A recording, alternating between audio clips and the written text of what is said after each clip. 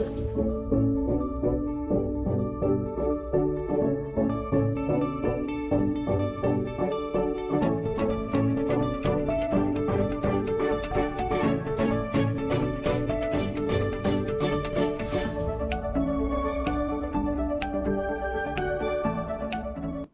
afternoon mga Katribu. My name is Confi Manalo and welcome to Usapang Business, your weekly multimedia program that offers opportunities for small and medium enterprises and startups a chance to expand their business knowledge. Today, I am honored to host Ms. Yani de Guzman, the CEO and co-founder of Ronin, a management consulting firm helping startups with financial training since 2018.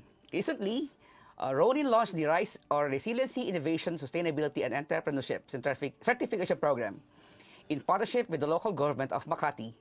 Through the RISE program, 8 upcoming startups received a 500,000 pesos equity-free grant from the Makati City after a qualifying pitch competition held on April 8 to sustain their development. In addition, their founder attended a 12-week training program that will prepare them to pitch to qualified investors properly. And on August 9, the 8 startups presented their ideas and innovations to some of the country's top investors and innovators for the culminating RISE Pitch Night. The event was their final pitch to investors to open new business opportunities.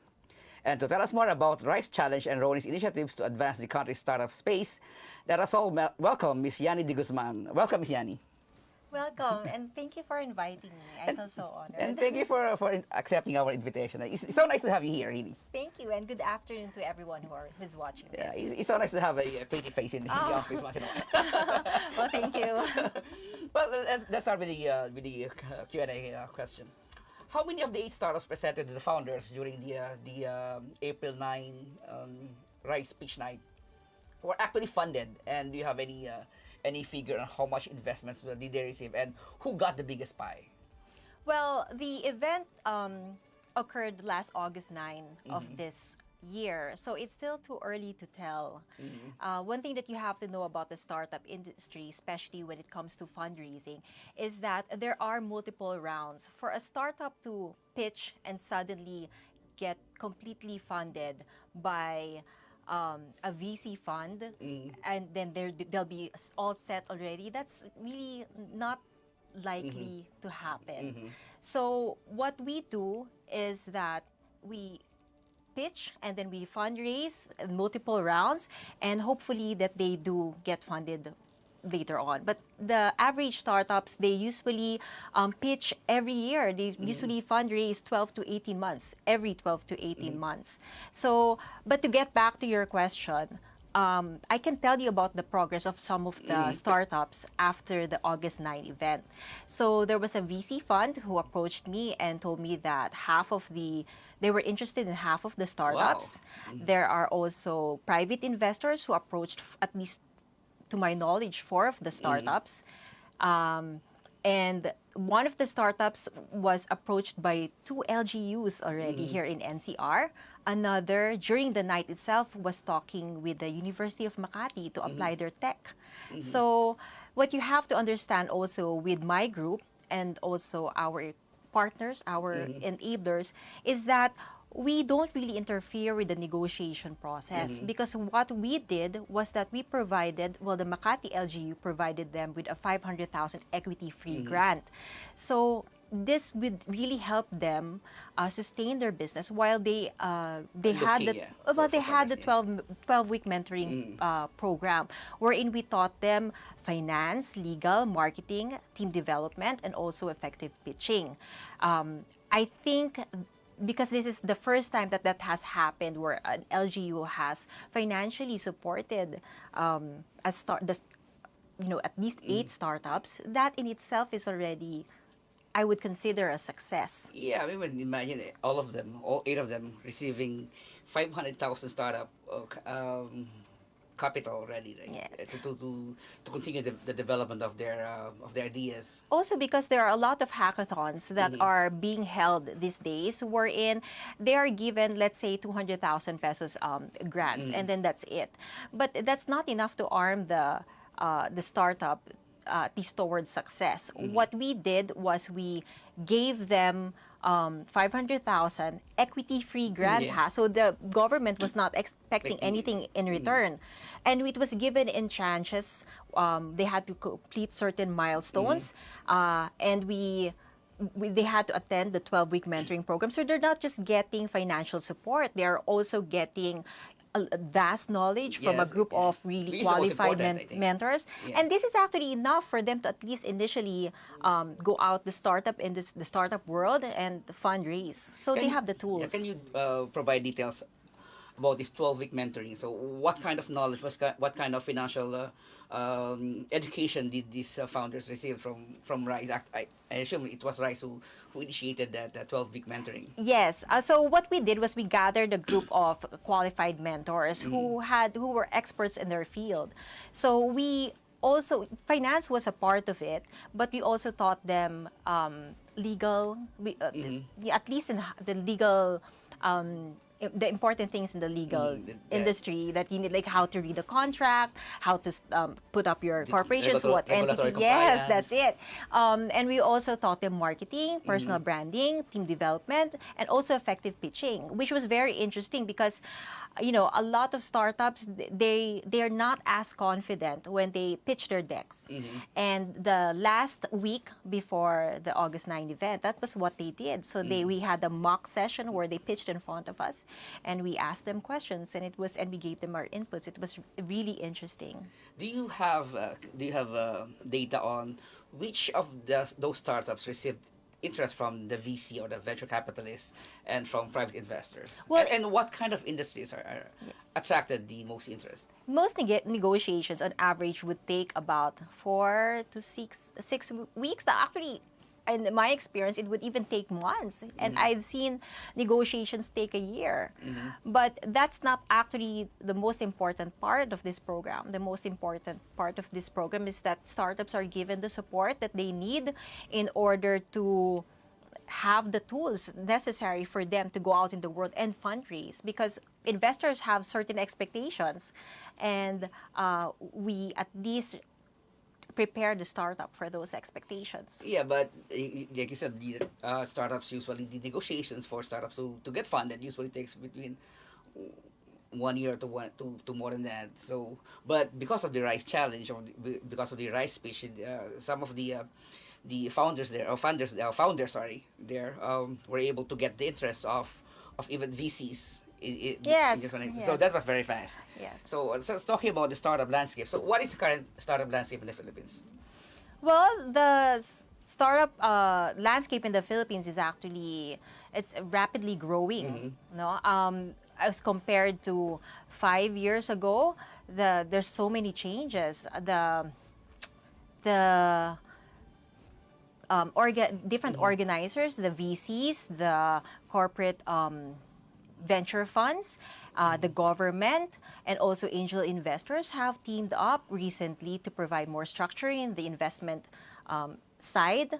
The government has provided a lot of programs that help the founders, and also there's just so much to give right now, and we've also opened our eyes to see all of the opportunities, not just here locally, but also abroad.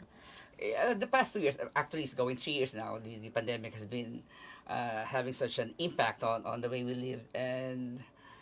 But the pandemic has also drastically changed everything. It changed our lifestyle. We were forced to adopt the digital lifestyle, and while some industries were not able to survive the impact of the pandemic, but there were industries that really boomed during that time. And in fact, one of the industries that benefited from it, I can only assume is the startup space, because they were able to, the local startup sector was able to raise 54 billion pesos last year, which is a lot higher than what these startups were able to raise in the year 2020. So do you think the pandemic had a positive impact on the startup space? I would definitely say so. I mean, in the beginning, of course, there was some paralysis. There was a halt in the activity just because we were all treading on thin ice, Yeah. and we all a bit stopped and just waited to see what was going on. But yeah. once systems were placed, especially with the rollout of the first batch of vaccines, then things have started progressing later on. So it's actually quite exciting. And a lot of industries have boomed. You're right. The startup industry has also gotten a lot of funding. It's I mean, compared to 2017, where globally we were ranked at 70. Now, last year, 2021, we were ranked at 52. Wow. So you see the marked jump. improvement, yeah. Yes, it's really improved a lot. Yeah, I agree with you. During the first month of the pandemic, during the first month of the lockdown, the hard lockdown, I think March, everything stopped. Everything halted. But then when we learned to adopt to this so-called new normal, things started to get rolling again. And good thing was the infrastructure was already there. Yes. People were talking about e-commerce.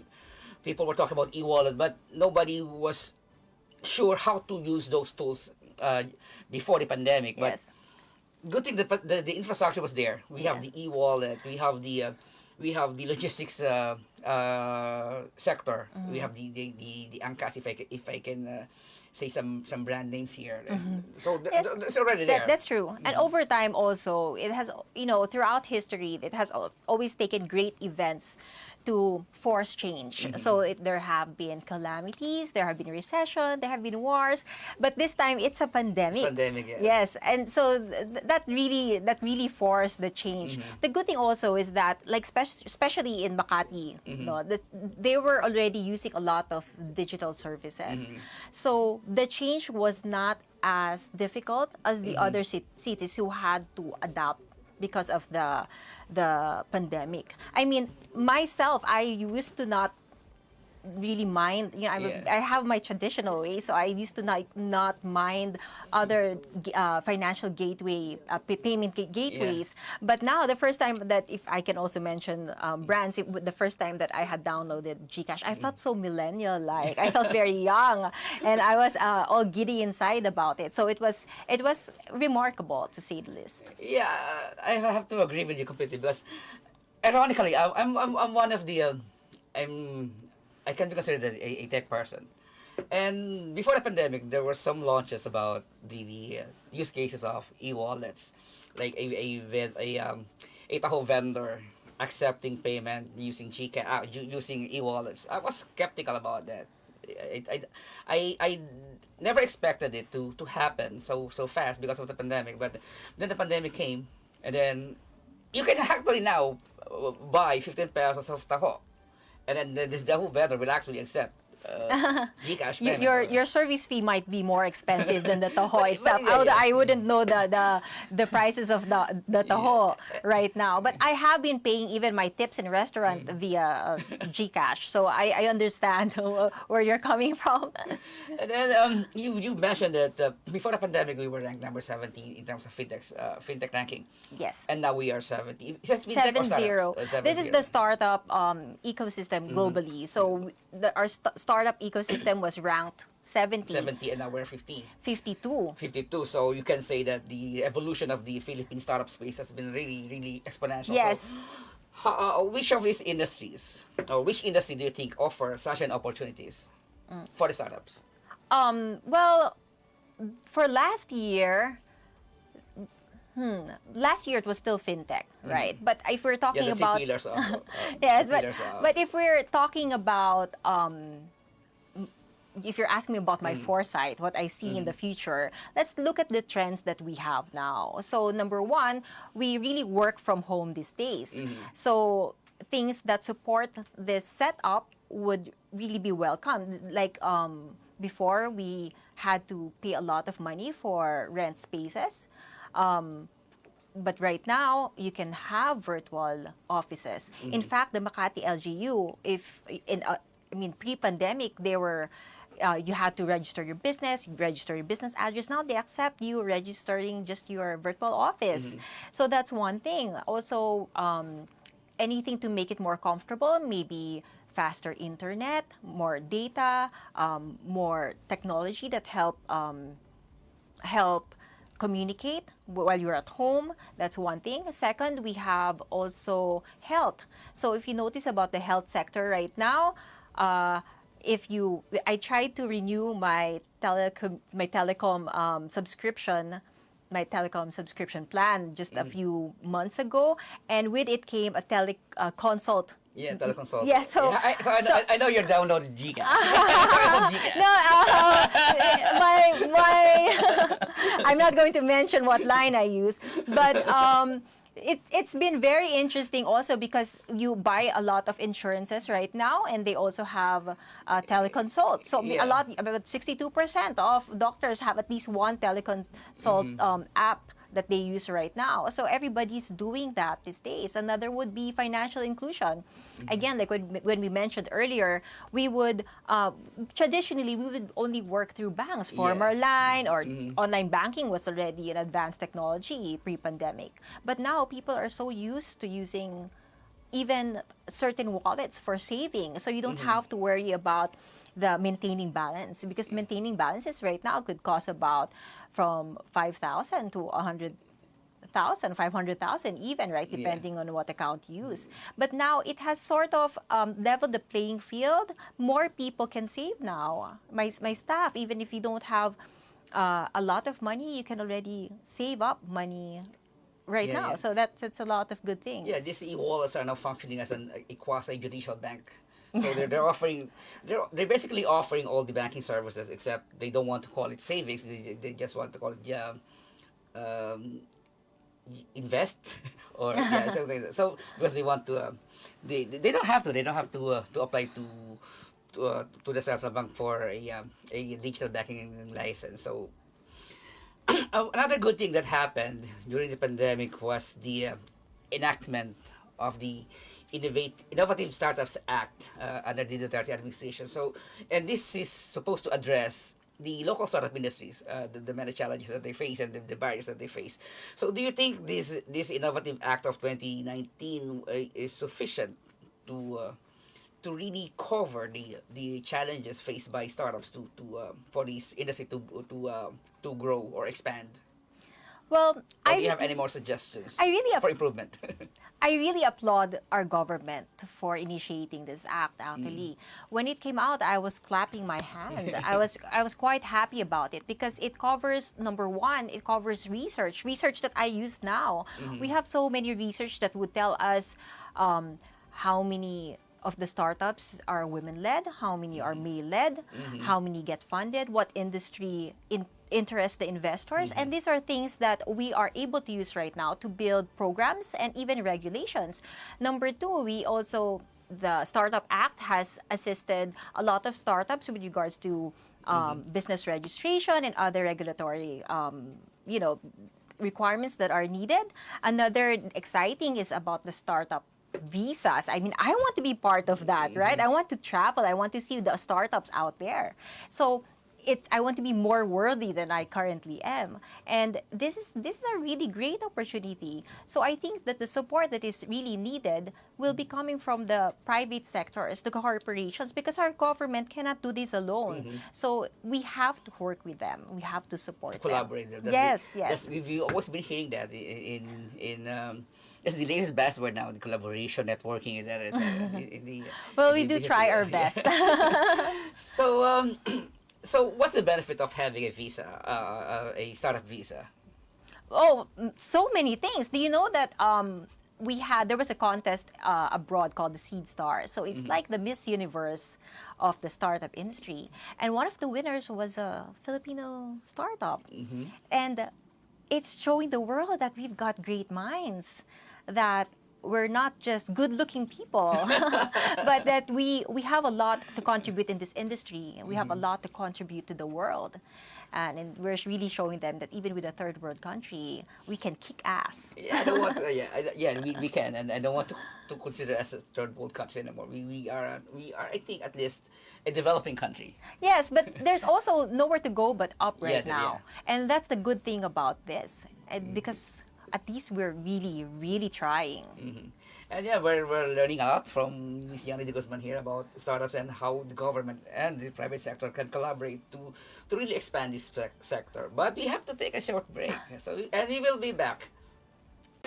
Mga impormasyong direktang makukuha mula sa sources at diretsahang usapan. Yan ang atid namin sa inyo sa programang Straight Talk. Samahan nyo kami sa makabuluhang talakayan live tuwing Martes alas 10 ng umaga sa official Facebook page ng Daily Tribune at Tribune Now on YouTube.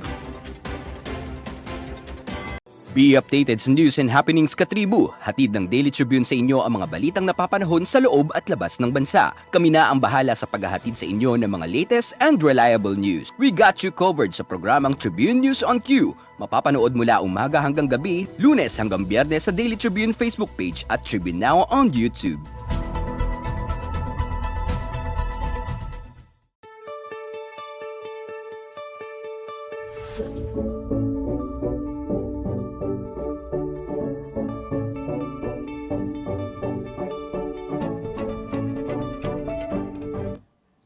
And welcome back to Katribu, Usapang Business. We are still joined by Ms.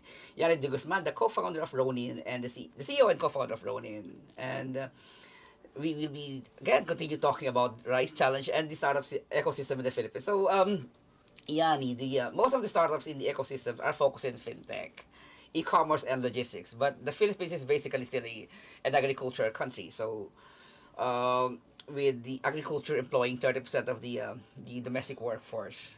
So how can Ronin and your initiative encourage startups to focus naman sa agricultural sector, or is that not something that is within the vision of Ronin? You're actually right.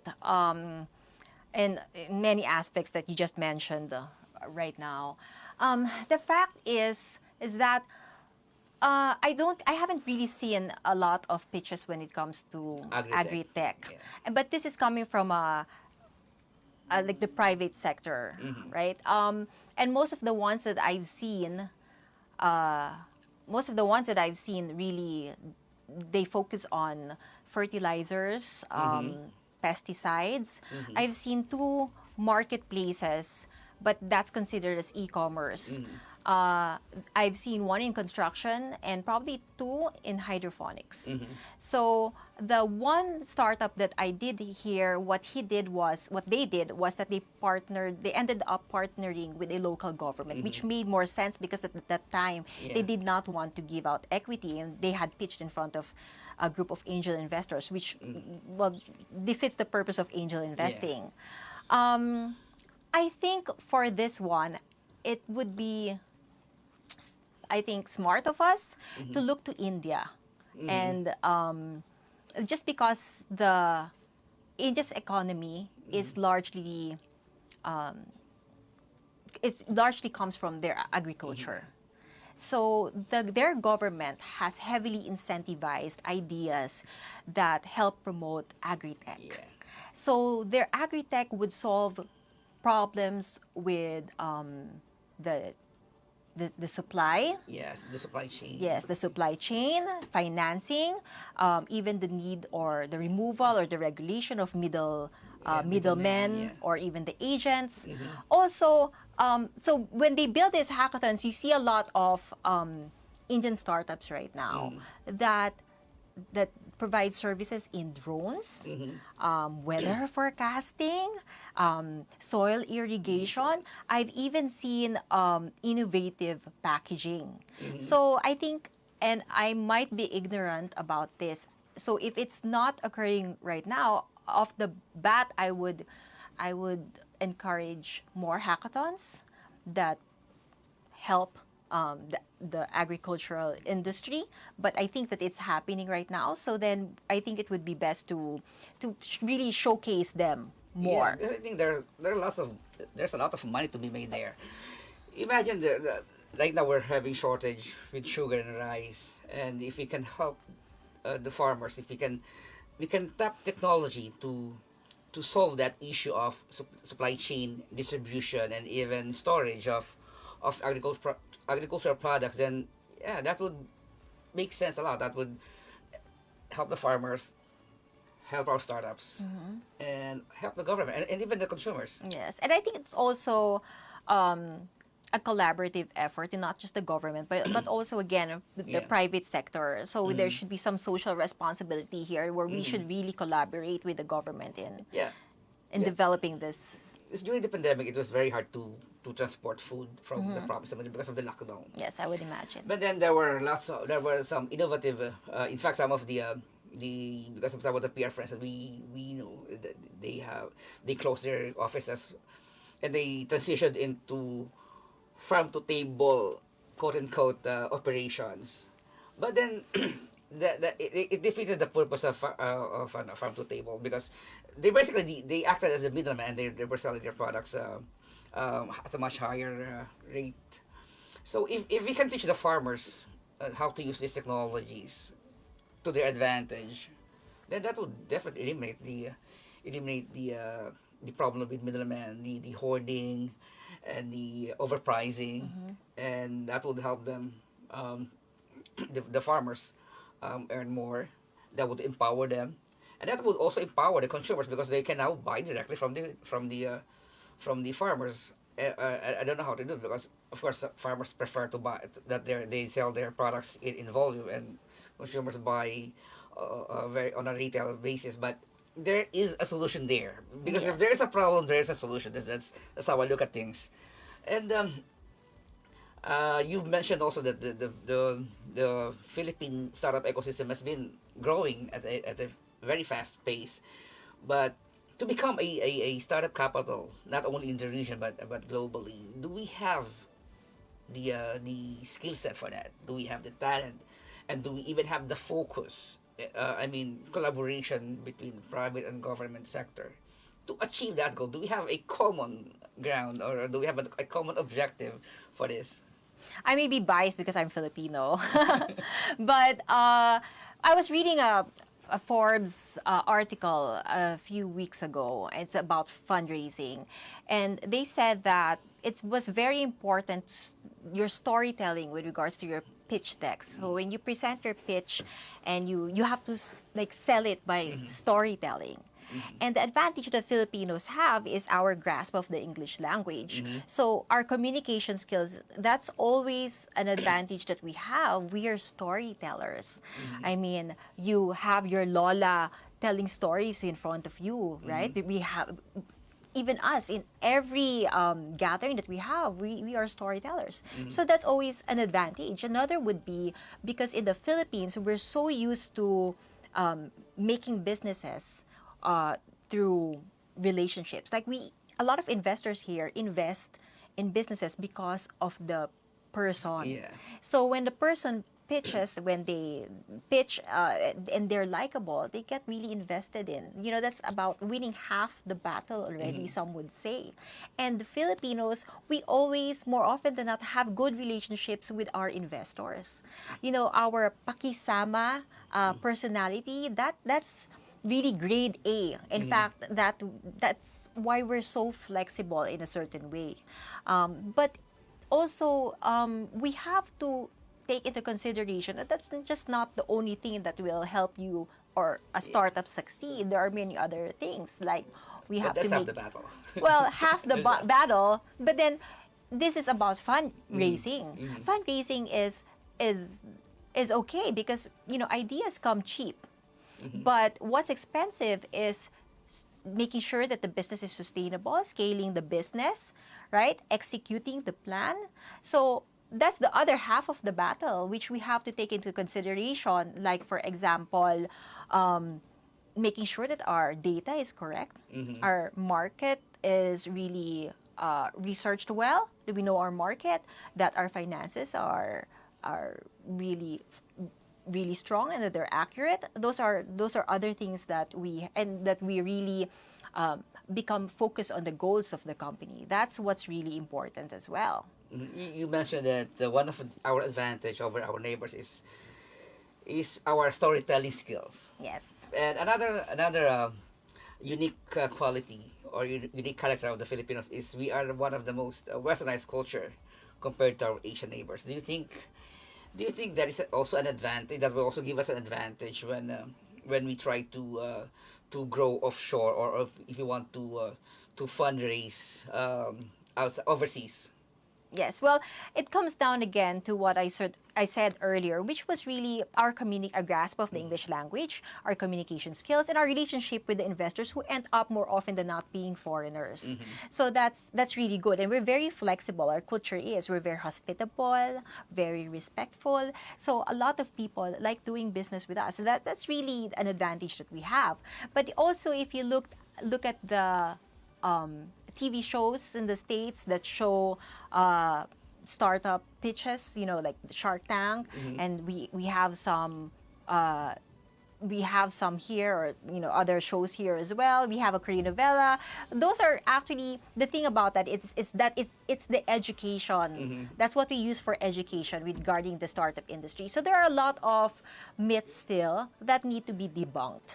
So I think it's very important that we really arm the startup community with enough knowledge that they are realistic about their goals. Yeah, it's very interesting to know those perspective from you, Yani. But so let's talk about Ronin. So what are Ronin's plans? What are your plans in the coming months? How do you see yourself, or do you see the company expanding or growing in the coming months? And what activities have you lined up? Well, for now, we're preparing for the next cycle of the RISE program, and we also have the phase 2 of the first cycle. I will update you, I promise, Comfy, when we're ready to announce it to the rest of the world. Regarding Ronin, is that we are really determined to contribute to the startup industry any way we can. So that is our focus right now, and that's what we will be doing. That's very nice to know. That's actually a very commendable of you, and I wish you all the luck. Thank you. And Ronin. I hope you succeed, and I hope you can help more Filipino startups through your RISE program. But we will still have more of Yani de Guzman later, as we want to get to know her as a person, as a woman, professionally, and after we take a short break.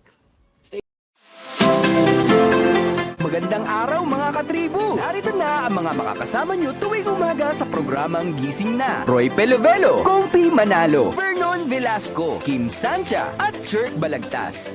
Abangan ang programang Gising Na sa Facebook page ng Daily Tribune. Ilabas na ang mainit na kape at samahan kami sa inyong pag-almusal, mga katribo. Sama-sama natin alamin ang mga natatagong istorya sa mga latest na kaganapan sa loob at labas ng bansa. Maaari niyo rin ibahagi sa amin ang inyong opinion via Daily Tribune Facebook page at Tribune Now sa YouTube. Makichika na rin sa latest showbiz happenings, mga katribo. Kaya naman, magsama-sama po tayo sa Gising Na!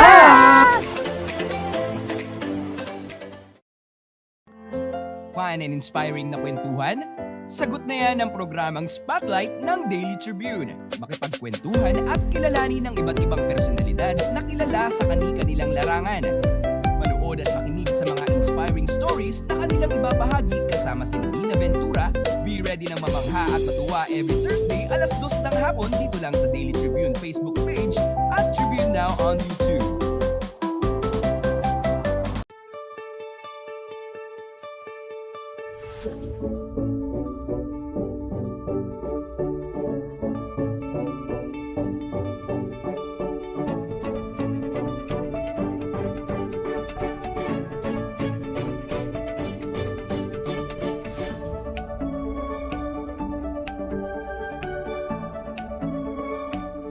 And we're back, and you're still watching Kalingang Katribu Usapang Business. And still joining us is Miss Yani de Guzman, the CEO and co-founder of Ronin. Miss Yani de Guzman, and how now it will be up close and personal. We will be asking you personal questions. You want to know you more.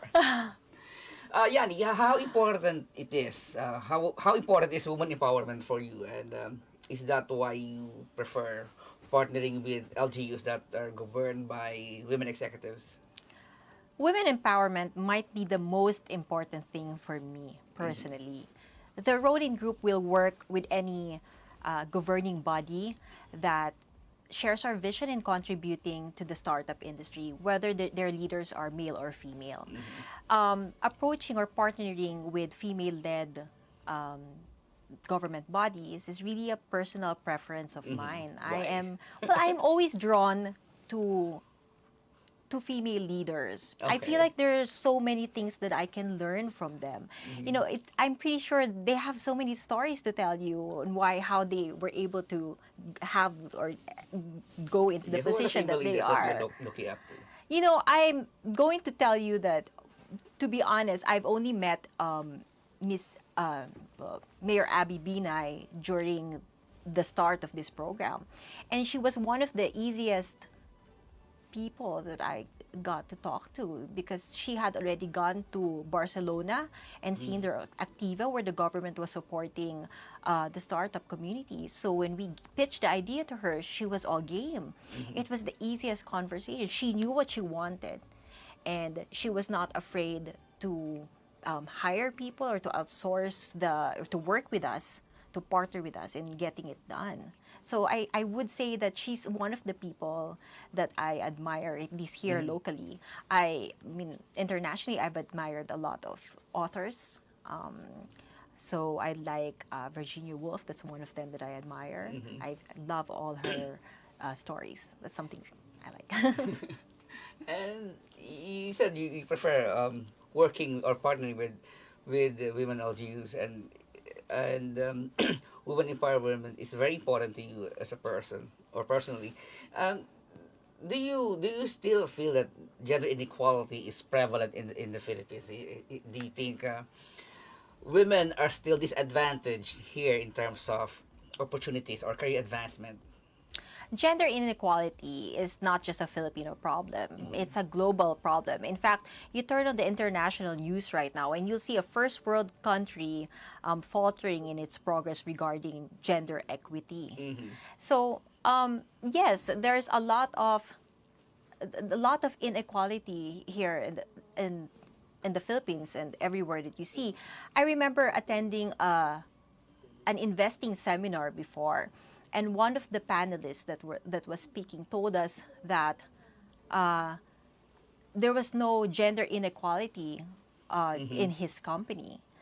And when someone says that gender inequality does not exist, or that we're delusional, or it's a phenomenon that has been blown up, I am immediately wary of that person's character, because forces of oppression are seldom detected when you benefit from them.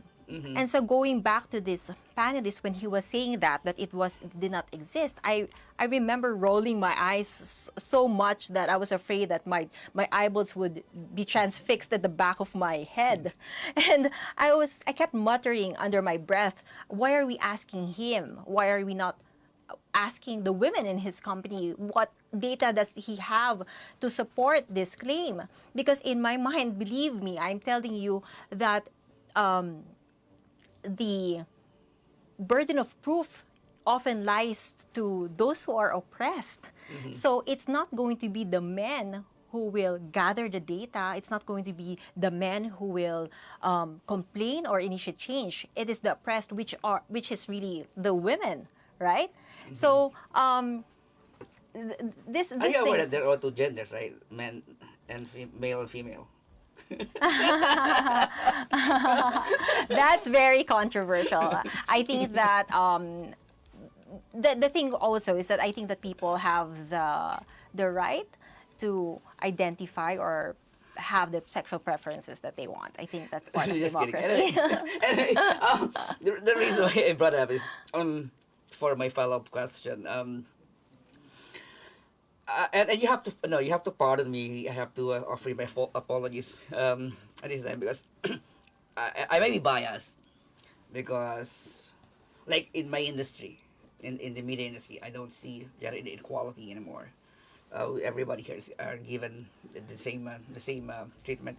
But going back there, like in the technology industry, in fintech or whatever, the technology industry as a whole, statistically there are more men there than women.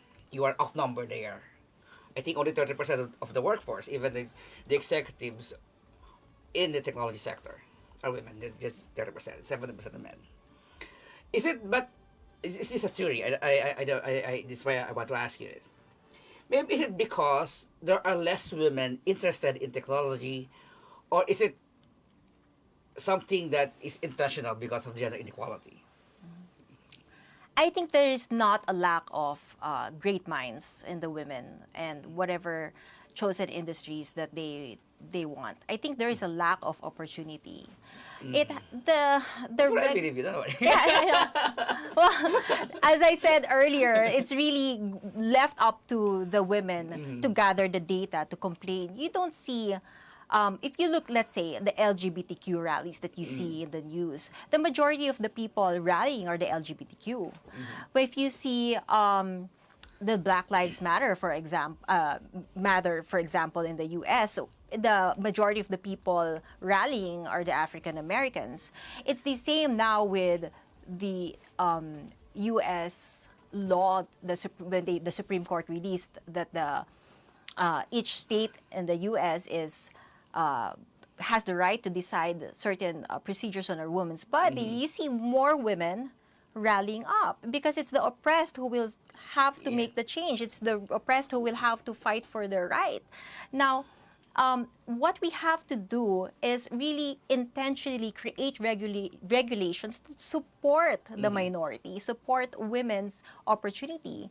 Let's say, for example, in the military, if the regulations are not placed that help promote the women's safety, for example, then what's going to happen? Can you imagine what the end result is going to be like? So it's not a matter of interest. I know so many women who want to go in the industry, but they take a look at it and they see the inequality and they don't want to go in. So we have to build regulations and set them in place that help support these women. So what regulations do you think should be in place to encourage women to engage in the technology sector and really finally break the ceiling glass or the glass ceiling? Well, it would depend on the industry. Like for us right now in the startup scene, there was a study that showed, and this is all scientifically evidence-based, right? There was a study that showed that more women investors invest in women-led startups. So the idea now is, okay, what program can we do? Let's encourage more women investors to come here so that there would be more opportunities for women-led startups. And you have to take into consideration also that in the startup landscape right now, 97% are male-led in the startup industry. Only 3% are female-led. Even if studies show that in investing in women-led startups, it is more... it's more profitable. It's more profitable because a lot of, I think the number was 12% of the return of investments, it occurs, they are greater in women as compared to male-led startups, right? So it's not really a lack of mind. It's not a lack of talent here. It's just the lack of opportunities. So where's this lack of opportunities coming from? Is it really because we are still a male-dominated environment, or it's just that women are put off because they see that this industry has very few women in it, and there are very few leaders to look up to. So where's the discouragement coming from? Is it because the male are really dominating some industries, or some women are just put off because they don't want to be dominated? It's really what I would call privilege hazard. The thing is, what you see now is that we really don't want to change a world where we comfortably live in. That's why if you feel comfortable in the world you live in, you won't feel the need to change it, right? The people who want to change are the people who feel oppressed. And this reminds me of an event that I had attended before, where we were talking about why there were less angel investors that were women than they were men. One of the men in the audience stood up and offered an answer, and his answer was, well, it's just basically because women are risk averse. All right? And he said that when you go to casinos, you don't see a lot of women placing bets. But take note that last year, the PSE just said that the majority, more than half of the people who were investing in the stock market were women. But of course, I instead of arguing that, I cheekily argued by asking them in the room, how many people here are married? As the men raised their hands, I told them, well, your wives have really taken so much risk by marrying you. So you cannot say that we are risk averse. I would say, right? So, and yes, I know that that's quite infamous, but the three things here, okay? So you have to forgive your wife's mistakes because they married you. So there are three things here, right? The first thing is that we have to break the assumptions that we allow people to see in us. We aren't a monolithic tribe, all right? We are a diverse group. We have different dimensions of group and individual identity. So we don't have the same background. The women here have different backgrounds as I do. We don't share the same class, maybe educational attainment, culture, upbringing. There's so many things, so many so many dimensions. Yeah. He's still laughing, but Can't get over it. so That's why I'm single. oh my. So I think that's one of the goals here is to really break down the restrictive gender roles that are placed around us. So the second thing is that if you look around you, the gatekeepers are still largely male. Yeah. It's largely male. And I tell people there's not going to be a lot of change until the people who are sitting down have a good number of women as well. So I hope that when the time comes that my children, my daughters it's their turn to start coming into the industry, more gatekeepers would be women. So then they don't have to go through what I went through. The third thing would be, there's a story that I love so much. It's a real story about Christine Darden. There's the movie about her. It was Hidden Figures. Yeah, I love yes, that movie. It's I love that very movie. nice. I've seen that movie several times, a number of Yes, times. I love it Countless of very times. much, Yeah, right? yeah. So she was an African American female in the 60s. So you could imagine the racism that was placed on her. And she noticed that the women who were applying in NASA in Langley, they were always placed in computing Numbers. Yeah. well, they were computing jobs Yeah. or secretarian roles. They were always secretaries. While the men, they were placed in positions, the engineers, where they could rise up the ranks very quickly. And so she went to her superior and she had asked him why. And you know what his reply was? He said, well, because nobody's complaining. So the third thing is women, it's not going to be a man who is going to fight for your right. Find your voices and complain. Yeah. That's what we have to do now. Yeah, the same principle applies in law. If the people are silent, then it's accepted. So no, but it's not. Often we think that silence means yes. Yes. So you really have to find your voice. And I wasn't always I thought that I was always a feminist, but it took me a long time to find my voice. Also because we grew up in a culture where we're not really supported, women speaking up. So it's important that I go out there and I tell the next generation that no, speak up. Yeah. If you have something to say, speak. Yes, that's right. Anyways, off cam you said that you love the hustle. I and that do. you don't see yourself retiring. Yes, I thrive in the hustle. Yeah, you said that. I You really do. thrive with the hustle. I will probably be one of those people who will die working. So what keeps you going? What's your biggest passion? So how do you see yourself? I don't want to say growing old. Growing old. Yeah. So But how do you really, see yourself going forward? I wouldn't be in this position right now if it wasn't because of all the other women who have spoken up, who have stood their ground, who have paved the way.